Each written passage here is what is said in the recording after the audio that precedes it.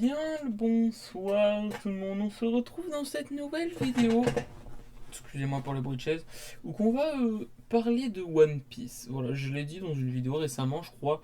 One Piece, j'ai atteint les épisodes 800, même un petit peu plus à l'heure qu'il est. Voilà.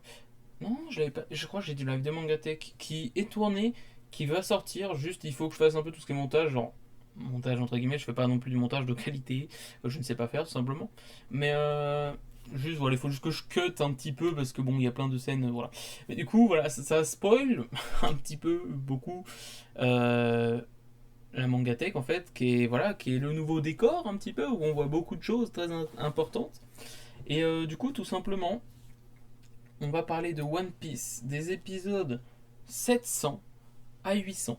Alors tout simplement, des épisodes 700 à 800, qu'est-ce qu'on a? On a du 700 jusqu'au 730-40, la fin de Dressrosa. De 740 jusqu'à 770-80, Zo, l'arc de Zo, l'arc de l'île de Zo. Et à partir des épisodes 780 jusqu'à 800 et même beaucoup plus, mais à partir du 780 jusqu'au 800, on a le début de l'arc Whole Cake Island. Voilà, qui est un arc insane, mais on en parlera un petit peu plus tard. Alors, du coup, déjà, la fin de Dressrosa. Alors, j'ai fait une très longue pause. En fait, genre, j'ai atteint les 700. J'ai fait une mini pause, le temps de tourner la vidéo des épisodes 600 à 700. Et en fait, bah, ça m'a totalement. Ok, excusez-moi, j'ai entendu un bruit bizarre. Ça m'a totalement coupé, en fait, dans mon regardage, ça se dit pas, mais Osef, de One Piece. En fait, du coup, ce qui fait que à la partir des épisodes 700, genre 8, 9, j'ai fait une grosse pause en plein milieu du fight Luffy, Zo, enfin, n'importe quoi. Luffy, Law contre Doflamingo. Voilà. Genre, dans ce fight-là, j'ai fait une grosse pause. Genre, en plein milieu. Ça m'arrive pas souvent, mais je sais pas, j'ai fait une grosse pause et c'était pas plus mal. Genre voilà, ça m'a permis de reculer un peu de One Piece et de revenir dedans à fond en kiffant sa race. Voilà, du coup, ça fait un petit moment quand même que j'ai regardé la fin de Dressrosa. Mais vous inquiétez pas, j'ai quand même quelques souvenirs. Du coup, qu'est-ce qui se passe à la fin de Dressrosa? Tout simplement, on découvre du coup le passé de l'eau. On découvre le fight entre l'eau Luffy contre Doflamingo et Trebold. Et on découvre plusieurs choses. Déjà, on découvre que Lo, c'est un petit garçon qui a survécu à la ville blanche. Qu'est-ce que c'est la ville blanche? C'est une ville qui prospérait grâce à un minerai, je crois, si j'ai pas de bêtises. Sauf que à force de vivre et côtoyer ce minerai, les gens avaient une espérance de vie très faible. Voilà, parce que du coup, c'était un peu toxique pour les humains. Ce qui fait que plus le temps passait, plus ils étaient en contact, plus la génération, les générations mouraient de plus en plus vite en fait. Ce qui fait que Lo était condamné, qu'il allait mourir très jeune. Au final, suite à plusieurs événements, il a eu le fruit du bistouri, le fruit qu'il a actuellement. Ce qui fait qu'il a pu se soigner, entre guillemets, et enlever la maladie, entre guillemets. Voilà. Je vous laisse découvrir en regardant One Piece un peu comment il a eu le fruit du bistouri, tout ça, un peu l'enfance de Lo, où qu'il était dans la bande de Doflamingo. Voilà. Je vous laisse un petit peu découvrir tout ça. C'était sympa, mais sans forcément être waouh. Voilà. Mais du coup, on assiste à un fight de fluide royal. Luffy contre Doflamingo. Parce que bon, l'autre et Bold, ils vont vite être hors jeu. Et on va vraiment avoir le fight Luffy Doflamingo. Hyper stylé. Franchement, Doflamingo, c'est l'un, voire le méchant le plus charismatique de One Piece. J'avais déjà entendu beaucoup de gens, beaucoup de choses, beaucoup de rumeurs comme quoi c'était le méchant le plus charismatique de One Piece. Je suis totalement d'accord. Je sais pas si c'est le plus charismatique, mais en tout cas c'est l'un des plus charismatiques. Très très très clairement. Et je dis l'un parce que j'ai des doutes. Parce que là, dans l'arc de Whole Cake Island qu'on va aborder un petit peu juste après, il y a Big Mom qui arrive. Voilà, bon, on en parle un petit peu après. Mais du coup, le fight Luffy Doflamingo, il est plutôt bien. Franchement, il est excellent comme fight. C'est un peu violent. La ville se fait raser. Genre Dressrosa, à la fin du fight, il y a plus grand chose. Hein, parce que du coup, Doflamingo, il avait mis sa cage qui se rétractait au fur et à mesure. Il a saccagé beaucoup de la ville. Ouais, ouais, ouais. Mais bon, moi, ce que je retiens dans cet arc, surtout la fin de cet arc, c'est pas le fight Luffy Doflamingo qui était stylé. Mais voilà quoi, genre il était bien, mais sans plus. Ce que je retiens surtout, c'est Sabo. Sabo, il est hyper stylé. Sabo qui a du coup eu le Pyrofruit, le fruit de Ace, qui du coup, bah, est plus à Ace vu qu'il est mort. Ça paraît logique. Sabo n'est pas mort, Sabo est revenu, Sabo a le Pyrofruit. Voilà. Il l'a récupéré, il l'a gagné dans le tournoi, il l'a mangé. C'est lui maintenant le nouveau possesseur du Pyrofruit. Tout simplement. D'ailleurs, oh, je viens de réaliser un truc, mais j'ai déjà vu des images de Luffy un peu enflammé, bizarre, genre quand il est vers les épisodes actuels, genre actuel en train de sortir 1000 et quelques. J'ai déjà vu quelques petites images parce que bon, c'est pas comme si One Piece s'était enterré et personne n'en parlait, non. Et je me dis, est-ce que Sabo serait pas mort à un moment et Luffy aurait mangé le Pyrofoot? Il aurait deux fruits parce que bah, Luffy c'est un surhomme, du coup, Osef, deux fruits, let's go. Et du coup, c'est pour ça qu'il est comme ça. Oh, ça pourrait être stylé. Bon, après, j'ai pas envie que Sabo meure parce que Sabo, je le trouve hyper stylé. Réellement, Sabo, je le trouve incroyable. Réellement. Voilà. Du coup, c'est réellement ce que je retiens de cet arc, c'est Sabo, Pyrofruit, hyper stylé. Il est la seconde tête des révolutionnaires. On commence à découvrir un petit peu plus l'aspect révolutionnaire, genre un petit peu Monkey D. Dragon. Oui. J'ai vu qu'en fait, c'était Koala qui était avec. Qui est- pardon, qui était avec Sabo. Koala qui est la petite fille qui s'est fait sauver par l'équipage des hommes poissons. Voilà, j'ai fait le tilt, je ne sais plus quand. À un moment, ils doivent en parler. Et j'ai fait oh, lol. Enfin, j'ai pas fait ça, mais j'ai trouvé ça bien en fait. Voilà. Et du coup, voilà. Après, il y a aussi Rebecca. Rebecca, le personnage, je l'adore. Voilà. Il est beaucoup détesté, je pense, parce que c'est un peu comme à la Vivi, comme à la Nami, un peu chiant, mais vraiment bien. Moi, j'adore Rebecca. Je la trouve vraiment stylée. Dommage qu'on la voie plus à la fin de Dressrosa. Elle viendra peut-être un jour. Voilà. Mais bon, sur ce, voilà, Dressrosa, fight final très stylé. Luffy qui du coup est à Dressrosa en PLS, mais il y a aussi Fujitora qui s'appelle, si je dis pas de conneries, qui est un amiral qui est là, qui est en mode bah on va aller les choper.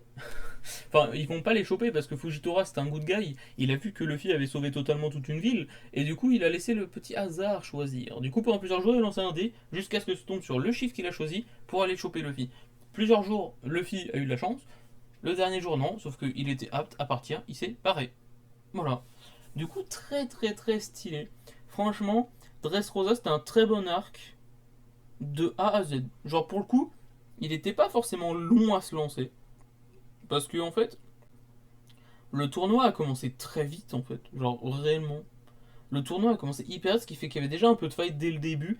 Pas forcément les meilleurs fights du truc, mais non, franchement, Dressrosa de A à Z, il était vraiment très bien. J'ai pas trouvé que la fin était longue, j'ai pas trouvé que le début était lent. J'ai kiffé cet arc, franchement, ça fait partie de l'un de mes arcs préférés. Ça ne dépassera pas Marineford et Ennis Lobby qui sont dans mon cœur, très clairement. Mais j'ai kiffé cet arc, il était vraiment très bien. Il y a de fortes chances que ce soit en top 3 des arcs. Après Ennis Lobby et Marineford. Parce que je suis en train de réfléchir, mais il n'y a pas d'autres arcs insane avant ça. Il y a des arcs bien, mais genre pas insane. Dressrosa, pour le coup, c'est un très bon arc. Mais bon, voilà. Du coup, Luffy et tous les gens qui étaient restés à Dressrosa. Du coup, Luffy, Robin, Zoro, Usopp, Franky. Je crois que c'est tout.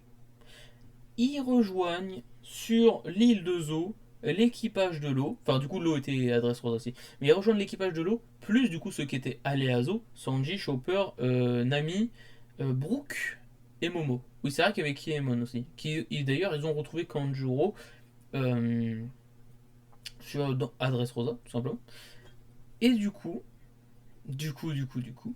ils arrivent à Zo, une ville de Minx. Déjà, une ville qui se situe sur un éléphant, sur un pachyderme, genre très très très très vieux. Genre, ok, no problème. Mais comment y aller? Bon, du coup, ils escaladent l'éléphant. Ils arrivent sur une ville dévastée, tout simplement. Une ville dévastée où ils vont faire la rencontre des Minx. Qu'est-ce que c'est que les Minx? C'est des pas des humains en fait, genre c'est des gens un peu comme Chopper mais ils ont pas de fruits en fait, c'est juste des animaux humains, mi-animaux, mi-humains en fait. Voilà, c'est assez spécial mais ils sont très stylés, très clairement.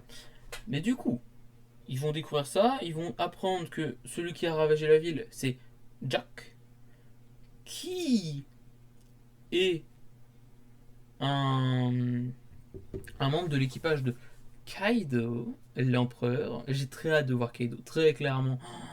C'est une hâte que j'ai énormément. Voilà, j'ai trop hâte. Mais bon, après l'arc de Zo, franchement, j'ai pas trouvé que l'arc était insane. Genre, juste, on découvre ce que c'est que les Minx. On découvre un poneglyphe rouge qui, on apprend que c'est un poneglyphe indicateur et qu'il faut regrouper les 4 poneglyphes rouges pour trouver Lowtail. Voilà. Du coup, ils en ont un sur 4 à l'heure actuelle. Parce qu'ils ont trouvé celui sur l'île de Zo. Ensuite, il y en a un chez Big Mom. Il y en a un chez Kaido. Et le quatrième, de mémoire, je crois, on dit qu'on sait pas où il est. Voilà. Du coup, on verra. Du coup, c'est pour ça qu'après, il y a Whole Cake Island ou qui part chercher celui de Big Mom. Mais bon, on va voir ça après. Mais du coup, l'île de Zo, qu'est-ce qu'il faut en retenir? Ils découvrent ce que c'est que les Minx. Ils font une alliance avec les Minx. Puis le clan de Kinemon, je sais plus comment il s'appelle, mais un clan de ninja tout. D'ailleurs, ils découvrent Reizo, le ninja, le troisième de la bande Kinemon, Reizo et Kanjuro. Et attends, il s'appelle comment? Ozuki, le clan Ozuki, je crois.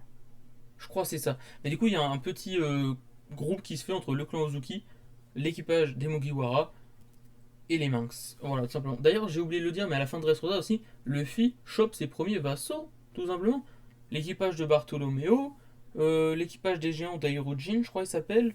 Euh, Voilà, il chope quelques vassaux comme ça. Il commence à se constituer un petit peu son groupe et tout. J'ai très hâte que Luffy attaque quelqu'un et que d'un coup, tu sais pas pourquoi, il y a tous ces vassaux qui arrivent derrière. Ouh, ça serait très stylé, très clairement.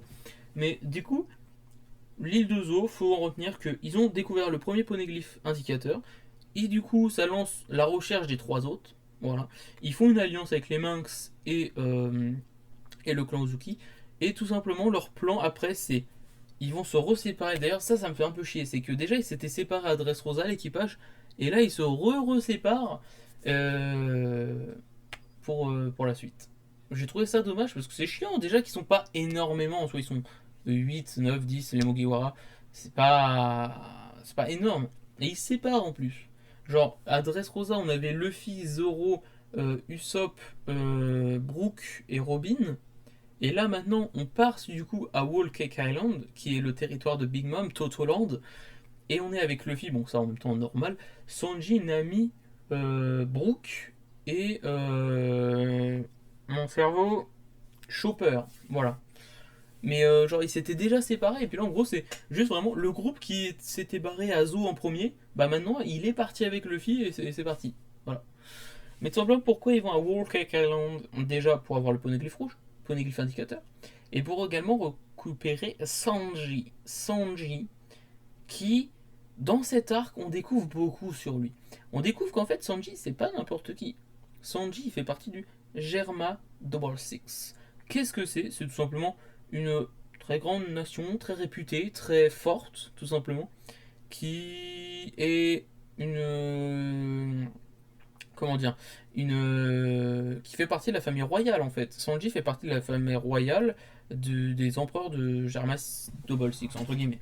Entre guillemets. Et du coup, en gros, pour agrandir sa puissance, Big Mom va marier une de ses filles à Sanji pour obtenir la puissance du Germa Double Six qui est très avancée technologiquement parlant.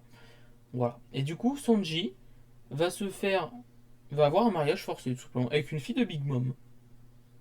Tout simplement. Sauf que, qui dit refuser un mariage forcé par le Germa ainsi que par Big Mom, dit la mort de tous les Mugiwara. Bon, peut-être pas, mais Sanji, il pense ça. Du coup, il peut pas refuser, il peut pas mettre ses camarades en danger.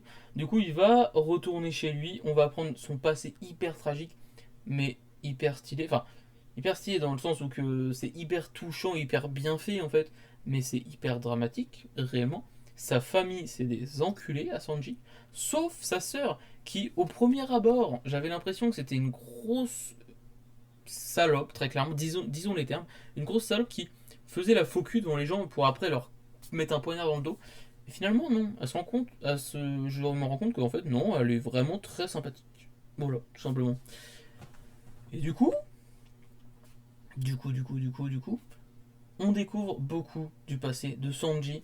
On découvre Big Mom, enfin un empereur, qui est franchement hyper stylé. Big Mom, j'en ai pas vu grand chose pour le moment, mais elle est hyper stylée. Je l'adore, j'ai hyper hâte d'en apprendre plus. J'ai hyper hâte de voir Luffy face à Big Mom. Et voilà. Mais bon, on va pas aller trop dans les détails de cet arc, on va en parler je pense la prochaine fois quand on parlera des épisodes 800 à 900, parce que je crois que l'arc d'ailleurs il dure jusqu'aux épisodes 870, voire je sais plus, mais il dure 100 épisodes je crois, voire plus. Voilà, c'est pas très dérangeant, justement je kiffe, surtout que Big Mom elle a l'air insane, j'ai hâte d'en découvrir plus. Du coup on va pas parler énormément de cet arc, juste pour le moment, tout ce que j'ai vu c'est que Sanji a un passé très dramatique, très stylé, enfin très bien fait en fait, voilà, c'est très touchant. Du coup, Luffy, tout ça, ils sont partis à sa recherche, ils sont partis le récupérer tout simplement. Du coup, deux groupes se sont faits. Nami, Chopper, Luffy et Rabbit, qui est un minx qui les a suivis, enfin une minx, qui sont partis chercher Sanji.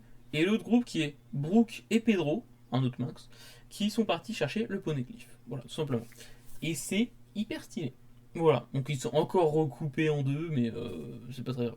Voilà, et d'ailleurs, également, Jinbei va rejoindre l'équipage, très clairement. Je le dis, des épisodes 800 à 900, Jinbei va rejoindre l'équipage. Je pense qu'à la fin de Whole Cake Island, Jinbei est dans l'équipage. C'est obligatoire. Tout simplement parce que déjà après, c'est Wano. Ah, quoique, il y a peut-être la rêverie aussi. Il parle de rêverie où c'est un peu tous les rois de tous les royaumes, genre Alabasta, Germa Double Six qui est convié, je crois. Tout ça, un peu tous les rois de toutes les nations qui vont du coup à la rêverie. Voilà. Mais du coup, on est très très bien. Je vais pas parler beaucoup plus de Whole Cake Island, voilà, parce que je vais pas, enfin, j'ai pas découvert grand chose encore de Whole Cake Island. J'ai juste hâte d'avoir fini l'arc parce qu'il est incroyable, du moins pour le début. Du coup, si le début est incroyable, la fin va être magnifique, tout simplement. Et du coup, voilà. J'ai hâte d'en apprendre beaucoup plus sur le passé de Sanji. J'ai hâte de voir Luffy face à Big Mom. J'ai hâte de voir Jinbei rejoindre l'équipage. J'ai été spoil entre guillemets de quelques passages de l'arc Whole Cake Island en passant sur du TikTok, sur des trucs comme ça. J'ai très hâte de les voir parce qu'ils sont hyper stylés. D'ailleurs, je crois que c'est un petit peu après les épisodes 800, mais comme je vous l'ai dit, je suis un petit peu plus loin que les 800. Il y a le fight Sanji Luffy, incroyable. Incroyable, hyper touchant, hyper stylé, hyper. Regardez cet arc juste pour ce fight, c'est incroyable. J'ai très hâte d'être à la fin. Sur ce, voilà, on va passer à mon top de l'équipage qui n'a pas évolué beaucoup. Du coup, actuellement, ils sont 9. Il y a Zoro, Luffy, Robin, Nami, Sanji, Chopper, Brook, Franky. J'en ai oublié, hein. Usopp. Voilà. Du coup, top 9, toujours Franky. Je sais plus. Je vous avoue qu'en fait, j'ai même pas regardé c'était quoi mon ancien top 9. Du coup, je vais refaire là comme je le pense sur le moment là. Et voilà. Du top 9, ce Franky, pas que je l'aime pas, mais je trouve qu'il est un petit peu abusé dans le cyborg. Et voilà. C'est tout. Je le trouve pas hyper pertinent. Juste très sympathique, mais sans plus. Voilà. Ensuite, Usopp. Voilà.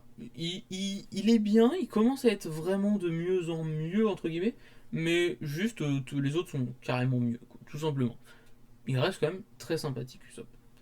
Ensuite, Chopper. Voilà. Chopper, top 7, du coup. Il est très bien, mais les autres sont mieux. Voilà. J'ai pas trop d'arguments pour mon top, c'est juste, voilà, je préfère les autres, du coup, Chopper est là. Top 7. Juste, il y a un truc que je déteste sur Chopper, c'est que par exemple à Ennis Lobby, quand il a utilisé sa forme ou qui prend 3 Rumble Ball, il était hyper badass. Je crois que d'ailleurs qu'il l'a réutilisé à Ennis Lobby sans la contrôler, il était hyper badass. Il revient à partir de l'arc des hommes poissons, il l'utilise, il la contrôle. Quand il parle sous cette forme, c'est horrible. J'ai envie de le mute. Réellement. La voix quand il est sous la forme de monstre, c'est horrible. C'est atroce. Voilà. C'est le seul point négatif que j'ai sur Chopper. Sinon, très stylé, la mascotte, hyper stylé. Voilà. Voilà. Voilà. Top 6, Sanji. Sanji, voilà, il est très stylé. Mais voilà, comme j'ai dit, son ami Swan, Robin Chan, ça me casse les couilles. Ça commence à me casser les couilles du moins. Pareil, quand il se fight contre une meuf et qu'il fait Je me laisse taper, même tuer s'il faut, parce qu'on ne tape pas les femmes. C'est un petit peu chiant à force. Et juste, je pense qu'il va monter un petit peu dans le top quand même dans pas longtemps. Parce que là, avec cet arc, on va se baser énormément sur Sanji. Ouais, très stylé Sanji. De toute façon, très clairement, je kiffe tous les Mugiwara. Juste, réellement. Le seul que je kiffais pas, c'était Usopp au début. Et là, à partir du retour aux hommes poissons, quand il y a eu les 2 ans, il commence à être très stylé aussi. Voilà, du coup, maintenant, je kiffe tous les Mugiwara. C'est juste qu'il y en a que je préfère plus que d'autres. Voilà, du coup, top 6, pardon pour l'écran que je bouge. Top 6, Sanji. Top 5, Nami, navigatrice. Juste, Nami, elle se fait beaucoup chier dessus pour le fanservice, tout ça. Moi, je l'adore, Nami. Je l'adore, je trouve son caractère hyper stylé. Réellement. Et en plus, son ami, mais ils vont où? Ils vont nulle part. Voilà. Mais Nami, franchement, juste, je l'adore. Mais je peux pas la placer plus haut parce que les gens qui sont après, c'est des perles. C'est des perles. Voilà, très clairement. Top 4, Brook. Brook, c'est toujours ma pépite. Il est pas classé plus haut parce que, en fait, je l'aime bien, Brook, mais juste, il est pas assez présent, en fait. Voilà, tout simplement. Mais juste, Brook, je le dis, en fait, à chaque top depuis qu'il est arrivé, quand il se cale, qu'il nous sort son petit violon et qu'il nous joue son petit air au violon, là, j'ai juste envie. C'est de la l'ASMR pour moi. Genre, très clairement, c'est de la l'ASMR. J'ai juste envie de fermer les yeux, me poser et d'écouter ça pendant 46 heures. Réellement, quand Brooke se met à faire de la musique, je surkiffe. Voilà, genre juste très clairement, tu m'ajoutes de la musique, c'est impressionnant. Du coup, Brooke, je l'adore pour ça. Et après, il est très très drôle, Brooke. Genre très clairement, moi je le trouve hyper drôle. Ça a beau être hyper débile ce qu'il fait, il est hyper drôle. Voilà, et réellement. Top 3, Zoro. Le classique, hyper badass. Voilà, je sais qu'il y a beaucoup de gens qui le mettent dans le tome 1. Dans le tome 1, dans le top 1, pardon. Voilà, genre Zoro, juste, tu l'appelles, il traite toutes les situations. Sauf si tu veux lui demander où qu'il faut aller. Là, il aura un peu de mal. Mais sinon, juste Zoro, incroyable personnage. Juste, voilà. Top 2, Luffy. Pareil. Luffy est un petit peu chiant de temps en temps, mais sinon, il est hyper badass. Surtout, je le dis à chaque fois, mais quand il est hyper sérieux, principalement quand on touche à son équipage, il est mais d'un charisme. Il est incroyable. Et là, vraiment, à Whole Cake Island, quand il fait face à Big Mom, bon, du coup, il n'a pas encore fait face à Big Mom, mais quand il l'a au, au téléphone, entre guillemets. Attends, ça s'appelle comment les petits les escargophones. Voilà. Quand il l'a à l'escargophone, Big Mom, je trouve trop stylé Luffy. Genre, il s'en bat les couilles que ça soit un empereur. Genre, réellement, Luffy, il est trop stylé. Réellement. Je spoil pas, mais lors de Whole Cake Island, il a un petit fight contre un mec qui s'appelle Cracker. Je crois que c'est comme ça qu'il s'appelle. J'ai trouvé le fight un peu nul. Voilà. Mais juste Luffy, toujours incroyable. Top 1, toujours Robin. Voilà. J'ai le seum qu'elle soit sous-exploité, très clairement. Mais juste Robin, elle ne sera jamais autre part que top 1. C'est ma waifu de. Voilà, c'est ma waifu, très clairement. Avec Hinata Naruto, c'est mes deux waifus qui sont vraiment top 1 toutes les deux, et qui sont indétrônables. Du coup, Robin restera top 1 des Mugiwara jusqu'à la fin de ma vie, parce qu'elle est juste trop stylée. Et très clairement, vous voyez souvent les gens qui sont fans de manga, de jeux, de trucs comme ça, ils ont souvent un hôtel pour un perso, ou deux, ou trois, ou quatre. J'aurais un hôtel pour Robin, très clairement. Il me faut de la thune, bien sûr, ça coûte cher des figurines, mais j'aurai un hôtel pour Nico Robin. Que ça soit clair, notez-le dans votre carnet, je l'aurai. Voilà. Robin, top 1. Hyper stylé. C'est tout. Voilà, c'est à peu près tout. Voilà mon petit top. Je sais même pas si du coup il est exactement pareil que il y a 100 épisodes ou pas. De toute façon, en vrai, mon top va pas trop changer, je pense. Voilà, parce que malgré qu'ils vont faire des moustiers, de toute façon, je les kiffe les 9 tous. Il y a Jinbe d'ailleurs qui va, comme je dis sûrement, à la fin de Whole Cake Island, rejoindre l'équipage. Du coup, ça sera un top de 10. On verra où je le mettrai, Jinbe. Mais à part Jinbe qui va peut-être se mettre un petit peu d'ordre là-dedans, Il n'y aura pas beaucoup de changements. Le top 3, je pense que ça restera pour toujours Zoro, Luffy, Robin. Robin en top 1. Le top 4-5, je pense qu'il y aura toujours Nami dedans. Qu'il y aura, je pense, toujours Brook dedans. Et après, bon, le reste de l'équipage derrière, quoi. On verra avec Jinbei. Jinbei, en vrai, un personnage que j'apprécie beaucoup. Mais de là à ce qu'il soit plus haut que Nami, Brook, Zoro ou Luffy, non. Encore moins Robin. Voilà. Sur ce, voilà. Je pense avoir fait le tour. Excusez-moi si j'ai pas vraiment détaillé de ouf, surtout Dressrosa, ou que ça fait longtemps que je l'ai vu.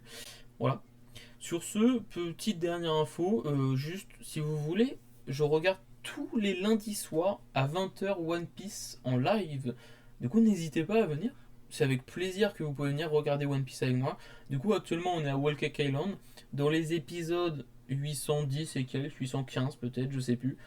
Voilà, n'hésitez pas à passer, à venir voir avec moi, ça peut être très très bien, surtout que là on commence à rentrer vraiment dans l'arc Whole Cake Island, je pense qu'il va se passer des dingueries dans une petite dizaine d'épisodes je pense.